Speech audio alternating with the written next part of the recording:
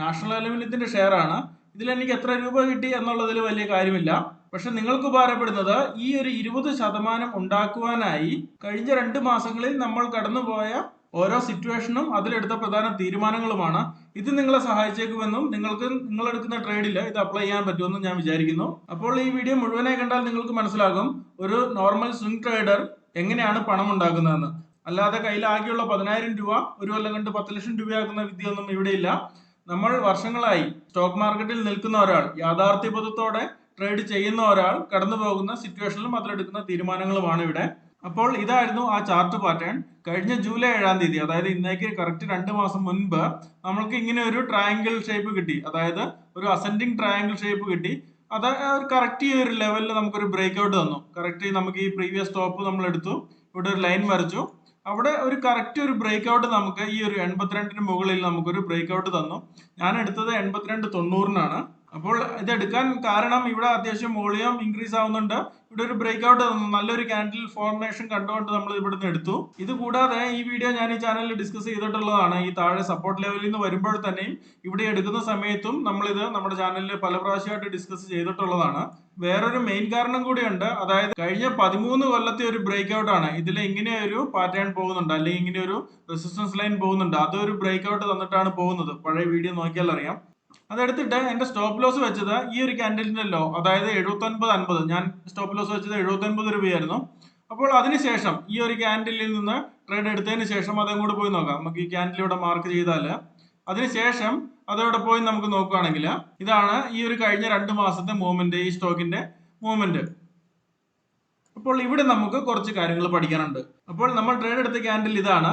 അതിനുശേഷം നമ്മുടെ ഈ ഒരു റെസിസ്റ്റൻസ് ലൈൻ ഉണ്ടല്ലോ ബ്രേക്ക് ഔട്ട് വന്നത്, അത് വീണ്ടും സപ്പോർട്ടായിട്ട് ആക്ട് ചെയ്തു. ഇവിടം വരെ സപ്പോർട്ടായിട്ട് ആക്ട് ചെയ്തു.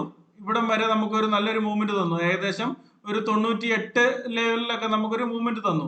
അതിനുശേഷം ഇത് ആക്ച്വലി 13 വർഷത്തെ ബ്രേക്ക് ഔട്ട് ആണ്. അപ്പോൾ നല്ല രീതിയിൽ ഇത് മുകളിലോട്ട് പോകേണ്ടതാണ്. ഞാൻ ടാർഗറ്റ് വെച്ചിരിക്കുന്നത് 140 ആണ്. പക്ഷെ ഇവിടം വരെ എത്തിയപ്പോഴെന്താ സംഭവിച്ചത്? നമ്മുടെ US ഫെഡ് ടേപ്പറിങ്ങിനെ കുറിച്ച് നിങ്ങൾ കേട്ടിട്ടുണ്ടാവും. അപ്പോൾ ഒരു ഡിപ്പ് വന്നു അല്ലെ, മാർക്കറ്റിൽ മെയിൻ ആയിട്ടും മിഡ് ആൻഡ് സ്മോൾ ക്യാപ്സ് എല്ലാം താഴേക്ക് വന്നു. അപ്പോൾ ഈ ഒരു സപ്പോർട്ട് ലെവലിലും ഭേദിച്ചിട്ട് ഇത് വീണ്ടും താഴേക്ക് പതുക്കിയായിരുന്നു. ഇവിടം വരെ വന്നു. അപ്പോൾ ഇവിടെ വന്നപ്പോൾ ആക്ച്വലി പറഞ്ഞ നമ്മുടെ സ്റ്റോപ്പ് ലോസ് ഈ ഒരു ലെവലിലാണ് വെച്ചിരുന്നത്. ഇത് ഹിറ്റ് ആണമായിരുന്നു. പക്ഷെ ഞാൻ ഈ സ്റ്റോപ്പ് ലോസ് ഇവിടുന്ന് റിമൂവ് ചെയ്തു. കാരണം ഈ ഒരു സ്റ്റോക്കിന്റെ ഒരു ഫോൾ വന്നത് ഈ ഒരു സ്റ്റോക്കിന്റെ എന്തെങ്കിലും ഒരു പ്രത്യേക വാർത്ത കൊണ്ടല്ല. ഇത് ഗ്ലോബൽ ഒരു ഫിനോമിന ആയിട്ട്, അല്ലെങ്കിൽ US ഫെഡ് ടേപ്പറിങ്ങിനെ കുറിച്ച് നിങ്ങൾക്ക് വായിച്ചിട്ടുണ്ടാവും, അല്ലെങ്കിൽ അറിയാം ഓൾറെഡി.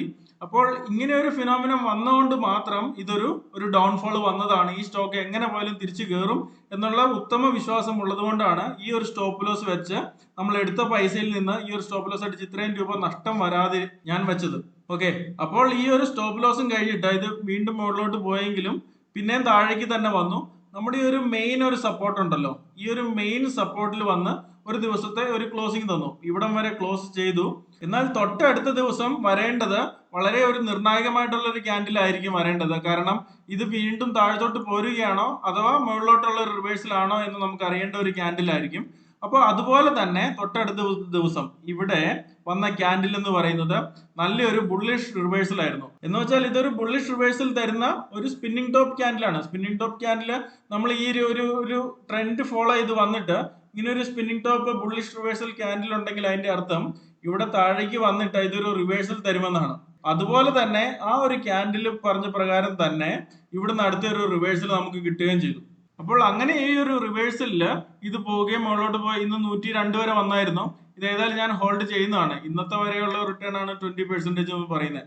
ഞാൻ എടുത്ത ലെവലിനേക്കാളും വളരെ ഇവിടുന്നാണ് എടുത്ത ലെവൽ. ഓക്കെ, ഈ ലെവലിനേക്കാളും വളരെ താഴെ പോവുകയും നെഗറ്റീവിലാണ് നമ്മൾ ഹോൾഡ് ചെയ്തുകൊണ്ടിരുന്നത്.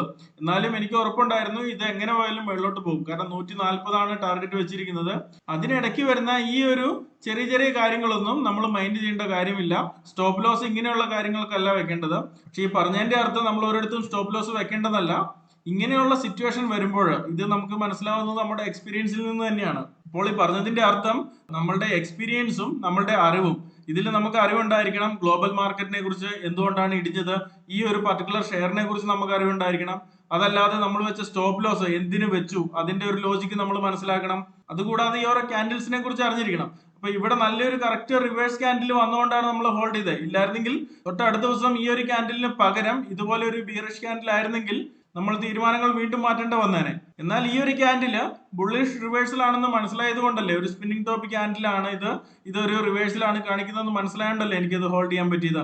അപ്പോൾ ഈ ഒരു യാത്രയിലെല്ലാം നമ്മുടെ ഇമോഷൻസ് നമ്മളെ ബാധിക്കരുത്. കാരണം നമ്മൾ എടുത്ത ഈ ഒരു സ്റ്റോക്കിനെ നമുക്ക് ഉത്തമ വിശ്വാസവുമുണ്ട്, ഈ ലോകത്ത് നടക്കുന്ന കാര്യങ്ങളെക്കുറിച്ച് അത്യാവശ്യം അറിവുമുണ്ടെങ്കിൽ നമ്മൾക്ക് പിന്നെ ഒന്നും പേടിക്കാനില്ല. അപ്പോൾ മാർക്കറ്റിനെ കൂടുതലായി അറിയാൻ ശ്രമിക്കുക. കുറച്ച് കാശ് കയ്യിലുണ്ടായിട്ട് മാത്രം കാര്യമില്ല, കൂടുതൽ പഠിക്കുകയും എക്സ്പീരിയൻസും ഉണ്ടാവുകയും ചെയ്താലേ നമുക്ക് മാർക്കറ്റിൽ നല്ല കാശ് ഉണ്ടാക്കാൻ പറ്റും. ഇതാണ് ഈ ചെറിയൊരു വീഡിയോയിലൂടെ പറയാൻ ഉദ്ദേശിച്ചത്. നിങ്ങൾക്ക് ഈ വീഡിയോ ഉപകാരപ്പെട്ടെങ്കിൽ ഇത് കമന്റ് ബോക്സിലോ അല്ലെങ്കിൽ ലൈക്ക് ചെയ്തോ അറിയിക്കാം. വീണ്ടും അടുത്ത വീഡിയോയിൽ കാണാം. Thank you very much.